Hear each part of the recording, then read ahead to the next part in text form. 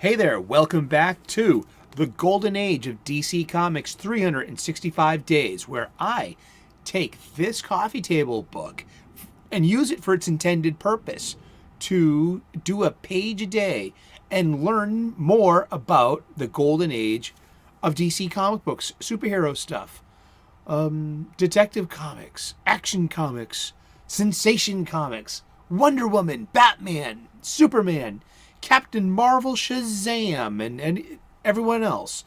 The Golden Age of DC Comics started about 1938 and lasts until 1955. I want to push that back a bit too, that the Golden Age of comics really began about 1931. That's a good cup of coffee. What goes best with a coffee table book, than really good coffee? But in 1931, Dick Tracy and the Shadow came about, so that kind of predates DC Comics by a few years. Yet, it's history. Unless there's like a date with a war, and on this date, July 22nd, 1955, so ended the Golden Age of DC Comics. And but you can say that the first appearance of Flash, the Silver Age Flash in 1956, though, you can definitely say that was the beginning of the Silver Age. So you got it on that level. So today is February the 26th, and we've got some Golden Age goodness here in the form of the Vigilante. Vigilante is shown below. The blue shirt, the red mask, the white hat. He's got 2 6-shooters here. And we're going to learn a little bit about the Vigilante. He was also part of the 7 Soldiers of Victory. He would get a modernization in the early 1980s as well, with a comic that looked kind of ripped off of G.I. Joe, and the motif of Snake Eyes, the visor and the one suit, and the automatic, small arms, and but this is about the Golden Age Vigilante, February 26th. This is art by Dan Barry from Action Comics, number 148, from September of 1950. So it's a few years before the Golden Age ends. It's a few years after the end of World War II. It's really in the heyday of the Western. Westerns were huge. Westerns actually replaced superhero comic books. That's why there's an end of the Golden Age of comics, of superhero comics, because they got less and less popular. The more and more, the Wild Wild West, Westerns, shoot-'em-ups, cowboys, Indians, and everything in between. So Vigilante kind of bridges the two, Western hero and superhero, because Vigilante's compatriots are superheroes. The other 7 soldiers were with a Bulleteer, Star Spangled Kid, and Stripes, and a couple of others. They'll come back to me like at 3 a.m. I'll bolt up out of bed and be like, oh, that's the Vigilante, his sidekick. Oh, the Vigilante's sidekick. We have to bring up the problematics of the Vigilante sidekick as well. But let's read the blurb, okay, first, and then we'll get into anything problematic. We don't see anything problematic in the panel, okay? None of these individuals are the Vigilante's teen sidekick, who unfortunately follows the trope of the Asian houseboy. Yeah. And February 26th, a hybrid hero, Vigilante was part cowboy, part masked crime fighter, part country singer.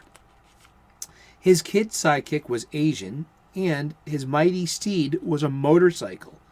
Based on an idea by Mort Weisinger, Vigilante got his start in Action Comics in 1941 and held on until 1954. He also got his own movie serial in 1946, probably because, unlike many superheroes, he required no expensive special effects. The character was played by Ralph Byrd, who also portrayed comic strip detective Dick Tracy in several films. In this comic book story, Vigilante confronts a quartet of ex-convicts. Oh, some play games for let's try that again. It's a song he sings. Oh, some play games for sky-high stakes, and some play penny ante, but they who gamble with the law must pay the vigilante. Jingles. That's like a jingle.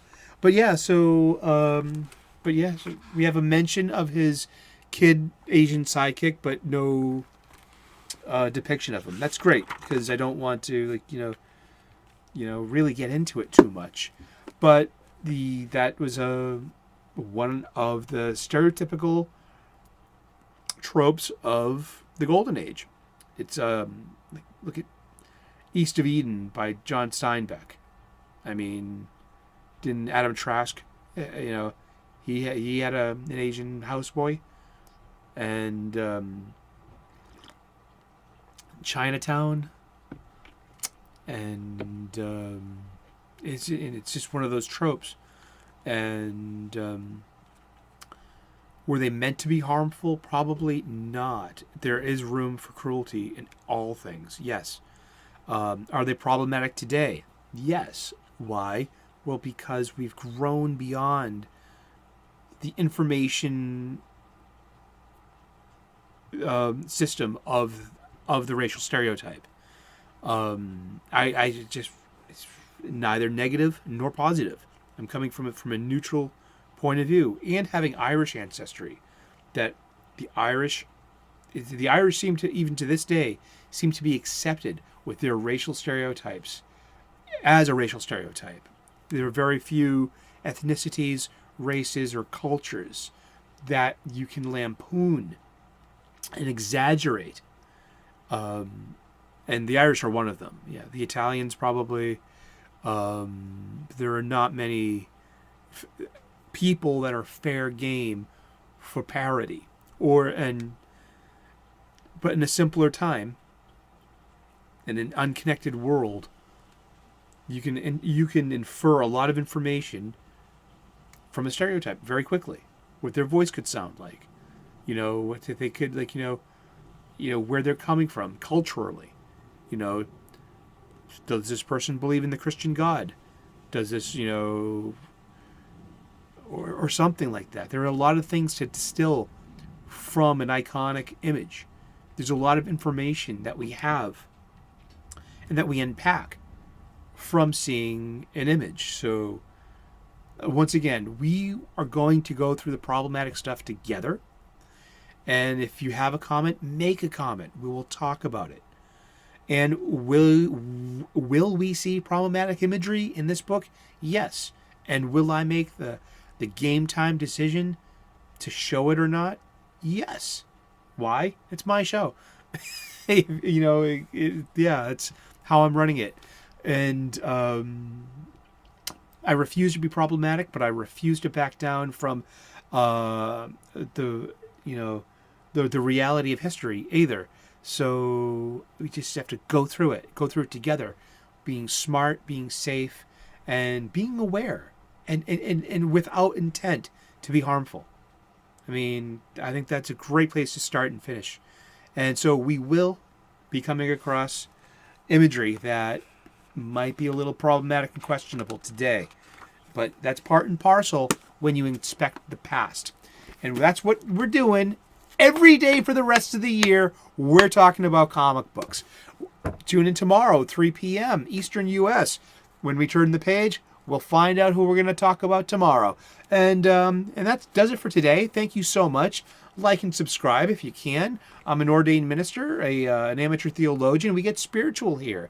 I'm a I'm a professional chef. I share professional level cooking hacks with you so you can make nutritious, delicious, and beautiful food at home for you and your loved ones to share at your table. God bless. Good luck. Namaste. And I love comic books. And if you're still here, you love comic books too, and these are the kind of conversations that I love to have. So join in. You are welcome here. Cheers. Good luck. Thanks.